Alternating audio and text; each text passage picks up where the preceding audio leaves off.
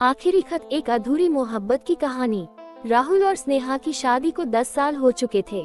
उनका रिश्ता कभी बेहद खूबसूरत था, रंगों से भरा, हंसी ठिठोली से सराबोर। कॉलेज के दिनों से शुरू हुई उनकी प्रेम कहानी शादी तक पहुंची थी और दोनों ने कसम खाई थी कि हर मुश्किल में साथ निभाएंगे।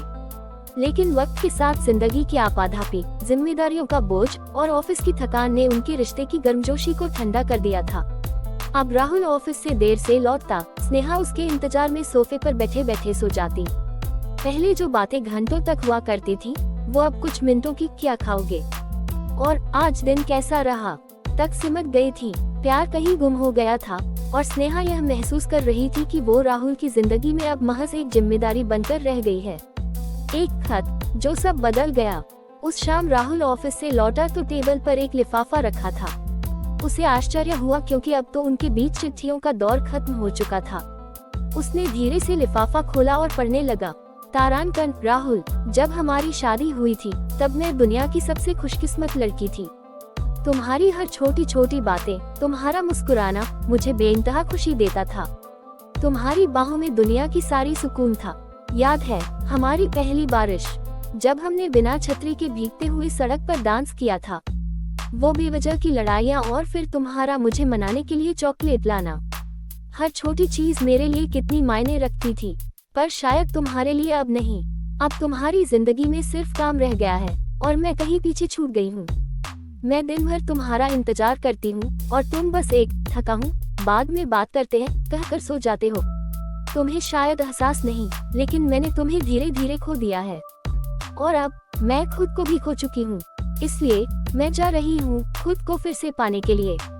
कोई शिकवा नहीं, कोई शिकायत नहीं, बस एक आखिरी ख्वाहिश है, कभी वक्त मिले तो याद करना कि एक लड़की थी जो तुमसे बेइंतहा प्यार करती थी। हमेशा के लिए अलविदा, स्नेहा। तारांकन, जब राहुल को एहसास हुआ, राहुल की आंखों में आंसू आ गए। उसने कितनी बार सुना था कि औरतें अपने रिश्ते में अकेलापन महसूस करती हैं, लेकिन उसने कभी सोचा भी नहीं था कि उसकी स्नेहा भी उसी दर्द से गुजर रही होगी। उसे एहसास हुआ कि उसने अपने प्यार को ही नजरअंदाज कर दिया था।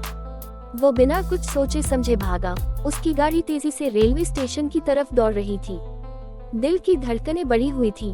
दिमाग में सिर्फ एक ही बात थी, अगर आज मैंने उसे रोक लिया तो शायद हमारा प्यार फिर से जिंदा हो सकता है। एक नई शुरुआत। राहुल जब प्लेटफॉर्म पर पहुंचा तो ट्रेन धीमी गति से चल रही थी। स्नेहा खिड़की के पास बैठी थी, आंखों में आंसू और दिल में एक भारी बोझ।